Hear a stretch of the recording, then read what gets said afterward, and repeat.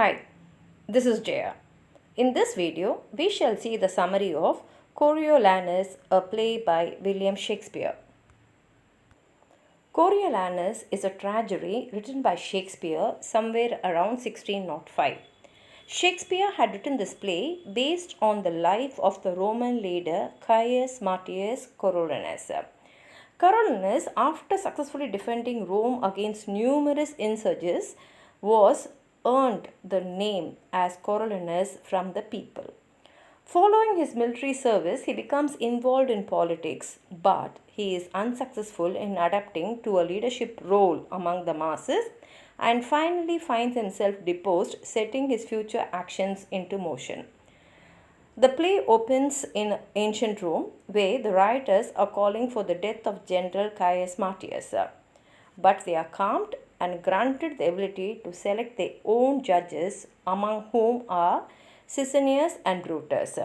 Meanwhile, they come to know that Volscians are threatening Rome, and the leading general Comnenus and Latius, along with other officials, seek the support of Marcius to come and fight along with them because he is a very good soldier. Marcius is also anxious to fight Aufidius, who is the opposing general. In Coriolanus, the senators of the Volscians and Aufidius plan the attack and defense of Coriolanus. Here, Marcius' wife Virgilia is not happy with his decision to go to the war, and she says that he is chastised by his mother Volumnia because his mother believes that receiving wounds or even meeting his death would result in great honor for her son. News arrives that the battle has begun. The Romans retreat as Marcius charges. They believe he has been killed, but he has not, and the Romans then defend him. Coriolanus is taken, and a wounded Marcius joins with Comnenus against Aufidius. Marcius fights Aufidius and overcomes him, and everyone praises him for his courage. At this point, he becomes known as Coriolanus, and Aufidius vows revenge against him. In Act 2, Coriolanus returns home to a hero's welcome. The tribunes resent Coriolanus and the fact that he will be nominated to high office in Rome. They know they have the potential as the representatives of the common people to keep him from rising to this position. Others feel that his pride will get in the way of his appointment as a consul. He is nominated and asks that he now should follow the tradition and display his battle scars to the commoners. The tribunes reject the request, but the aristocrats urge him to show his scars. He reluctantly agrees to the ceremony.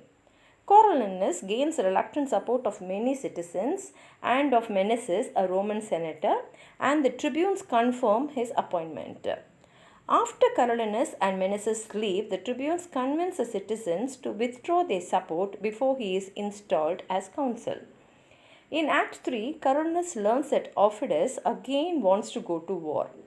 Coriolanus is angered that a mob has risen against him, and although the aristocrats attempt to calm him down, he deems the commoners unworthy of having a say in choosing a consul.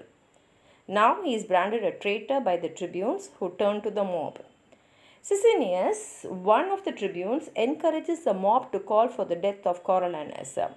When Coriolanus draws his sword, the aristocrats remove him from the scene. Sicinius and Brutus persist in riling up the mob, but at Menessus' request, agreed to use legal process to try Coriolanus for treason in court. Volumnia convinces Coriolanus to apologize to the commoners. Brutus and Sicinius plot to provoke Coriolanus' anger towards the people in order to trump up charges of treasonous hostility against him. Coriolanus is now banished from Rome and insults the commoners as he leaves.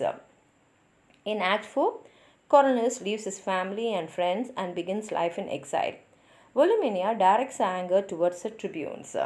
Meanwhile, the Volscians learn of Coriolanus' exile and see it as an opportunity to attack.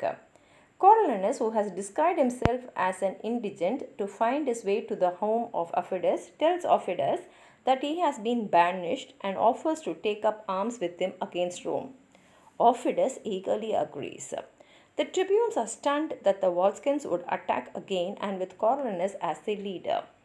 When one of Aufides' lieutenants expresses concern that Coriolanus will overshadow Aufides as the leader of the Volscians, Aufides tells him that it is his intent to eventually turn against Coriolanus after he gains victory over Rome.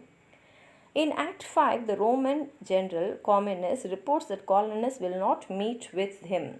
The tribunes want menaces to beg for mercy, but Cominius says that will not succeed. Now they turn to Volumnia and Virgilia. The women, along with Coriolanus' young son, beg Coriolanus to spare Rome. Finally, they convince him to make peace with the city. Aufides sees this as a means to inflict his revenge on Coriolanus. Volumnia and her companions are welcomed heartily by the senators when they return to Rome. Meanwhile, Aufides meets with a number of conspirators who were in treason against Coriolanus. When Coriolanus presents his treaty with Rome as a victory, Aufides attacks his character for having given up the city at a woman's request. Coriolanus threatens Aufides, but the crowd turns against him and demands that Coriolanus be lynched. A group of conspirators attack and kill Coriolanus.